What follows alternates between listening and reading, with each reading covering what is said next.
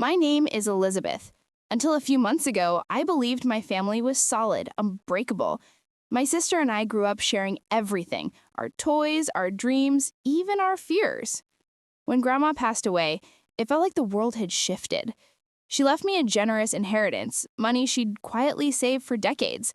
I remember standing in the lawyer's office, heart pounding, trying to grasp what that meant. It wasn't just money, it was trust.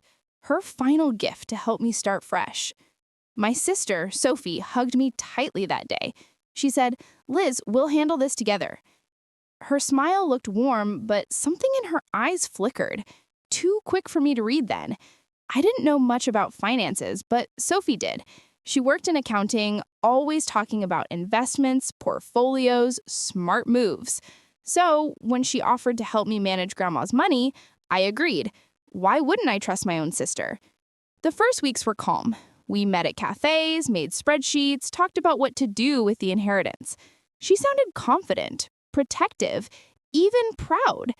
She'd say, "We'll make Grandma proud," and her eyes glistened like she truly meant it. I didn't notice how she always kept the bank papers in her folder, never letting me hold them. One night, I came home from work to a silent house.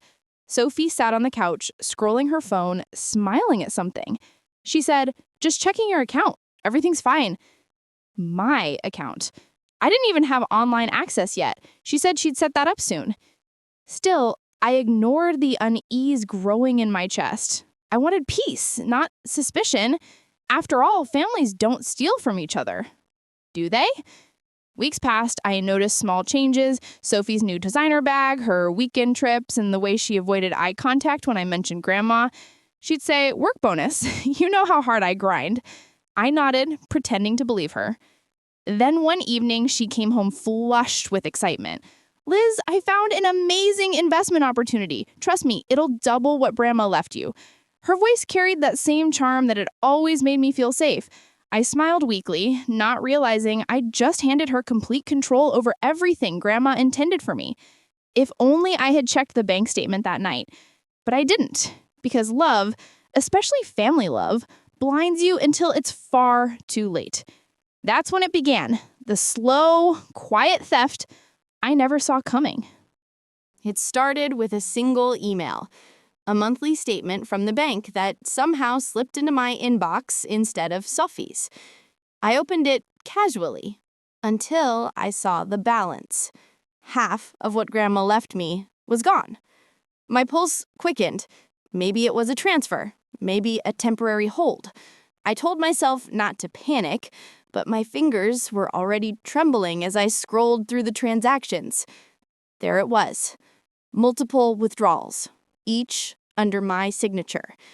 Except I hadn't signed anything. I called Sophie. "Hey," she answered, tearful, music in the background. I asked about the withdrawals. She laughed lightly, almost too quickly. "Oh, that, don't worry. I moved the funds to a better account. Safer returns." Something in her tone cracked the air between us. Calm, rehearsed. The same way she used to sound when we'd hide broken things from Mom. I tried to breathe evenly. "Which account?" She said, "It's under your name. I'll send the details later." Later never came. That night, I opened every drawer, every folder we kept. Nothing. No documents, no access. Only a sticky note on the fridge that read, "Trust me." I couldn't sleep. The air felt heavy, full of whispers Grandma might have warned me about. I remembered her words the day she handed me that first letter. "Money shows you who people really are." By morning, I was done waiting. I called the bank myself. The woman on the line hesitated when I gave my name. "Ms. Carter, our records show you closed that account 2 weeks ago." My chest tightened. "Closed? Who authorized that?" She replied, "Sophie Carter, as joint manager." I couldn't even speak. I had never added her as joint manager. I drove straight to her office. She looked surprised, but calm. Always calm. "Liz, what are you doing here?" I placed the printed statement on her desk. The corner of her smile barely moved. "You don't understand," she said softly. "I was trying to protect you." "By emptying the account?" I asked. She flinched, then sighed. "You've never handled money well. I'm keeping it safe." My voice shook, but held steady. "Then show me where it is." She reached for her keyboard, typing a little too long, windows flashing open and shut. Finally, she said, "It's complicated. I'll explain tonight." When I left, I knew something was off. The numbers didn't add up, her words didn't align. I drove home, replaying every moment. Her new car, the trips, the designer shoes, all bought with my grandmother's gift. That night, I opened my laptop and searched every bank connected to our town. Hours passed, eyes burning. And then I found it. A secondary account under her name created the same week the money vanished. The account name read E Trust Fund A. E as in Elizabeth. She hadn't just stolen my inheritance, she'd done it pretending to be me. That's when the anger started to drown out the disbelief. The next morning, I decided to stop reacting and start collecting. If Sophie thought I'd sit still, she didn't know me anymore.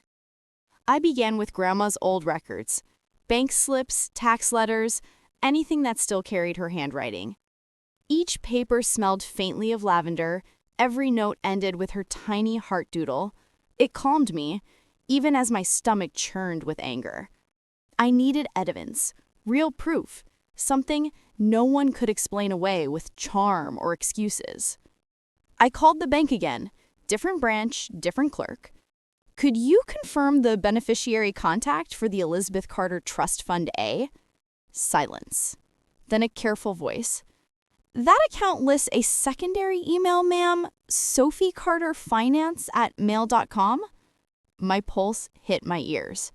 She'd literally branded her theft. I thanked the clerk, hung up, and opened my laptop.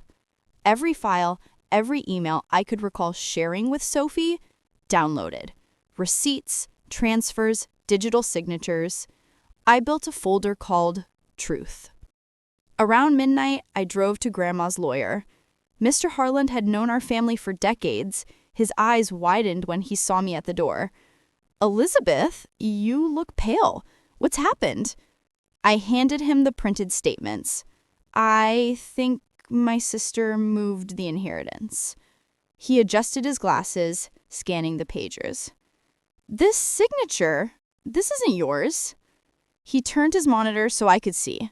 Side-by-side comparisons of my original signature from Grandma's will and the bank form Sophie had submitted. The difference was clear even to an untrained eye. She'd forged it. My throat went dry. "Can we trace the transactions?" "Yes," he said, "but quietly. If she realizes we're checking, she could move the funds again." For the next few days, I lived in silence. I still met Sophie for coffee, still smiled at her jokes, still acted like nothing was wrong. Inside, every word felt heavy, like glass about to shatter.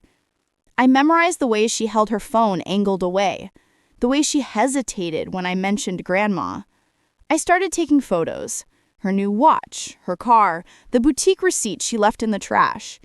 Each picture went into my growing evidence folder. Mr. Harlan called an evening. "Elizabeth, the tracing is done. The funds moved through 3 accounts, all in Sophie's name." My hand tightened on the phone. "Can you get me copies?" "Already sent to your email." I opened the attachments, line after line of transactions. Shopping sprees, flight tickets, wire transfers. Every dollar Grandma meant for my future had become Sophie's luxury. I stared at the screen until the numbers blurred. Then I noticed one transfer labeled Harland fee. My heart stopped. She tried to pay you?" I whispered. "Apparently, it was declined," he said. That's how I knew something was wrong. I almost laughed, a short, bitter sound. Even her mistakes were arrogance dressed as generosity. That night, I saved every document onto a flash drive and tucked it inside Grandma's photo frame. Her smiling face looked back at me through the glass as if saying, "Finish this the right way." Tomorrow, I would confront Sophie, but this time, I wouldn't come empty-handed.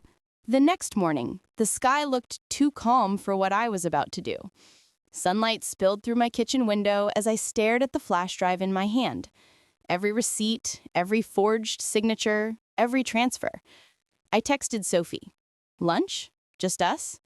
She replied with a heart emoji, like nothing was wrong. When she walked into the cafe, she was glowing. Designer bag, silk blouse, that easy smile she'd always used to get her way. "Hey Liz, you look so serious. What's up?" I smiled back, slow and steady. "Sit down. We need to talk." For a moment, she looked puzzled. Then she laughed, waving a manicured hand. "If this is about the condo sale again, Liz, I told you, it was complicated." "It's not about the condo," I cut in, keeping my tone calm. "It's about Grandma's trust." Her face froze, just a flicker, but I saw it. I slid the folder across the table. Every bank transfer, every forged form, every signature that isn't mine. The color drained from her cheeks.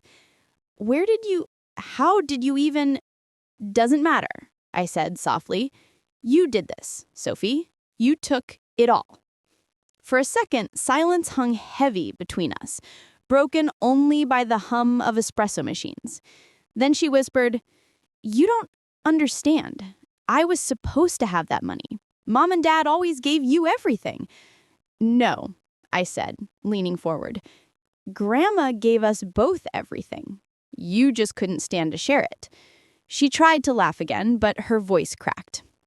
"You're blowing this out of proportion." I turned my phone toward her. The lawyer's email glowed on the screen. Documented transactions, legal attachments, his statement confirming the forgery. "Still think I'm exaggerating?" Her hand trembled as she reached for her glass. "Liz, please, if this gets out, I'll lose everything. My job, my friends." "You already did," I said quietly. "You just didn't notice when it happened."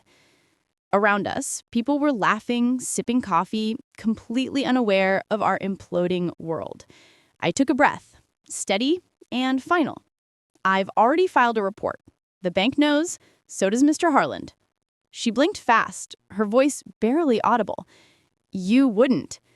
"I didn't want to," I admitted, "but you made sure I had no choice." Her eyes shimmered, caught between guilt and fury. "You think you're better than me?" "No," I said, "just honest."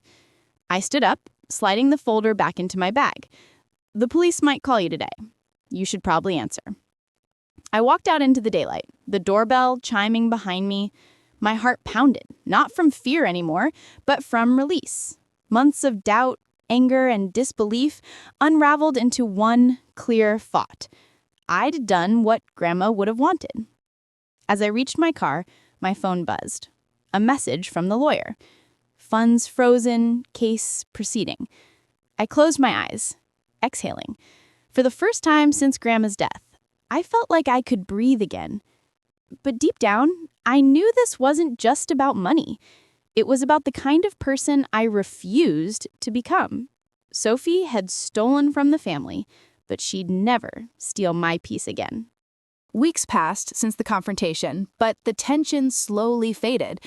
Sophie had been called in by the bank, her accounts frozen, her actions under investigation. The news spread quietly, her friends and colleagues whispering, questions lingering, but I didn't care about their judgment anymore. I walked into Grandma's old house one morning, sunlight spilling across the hardwood floors. Dust motes danced in the air, like tiny reminders of all that had happened. For the first time in months, it felt like a home again.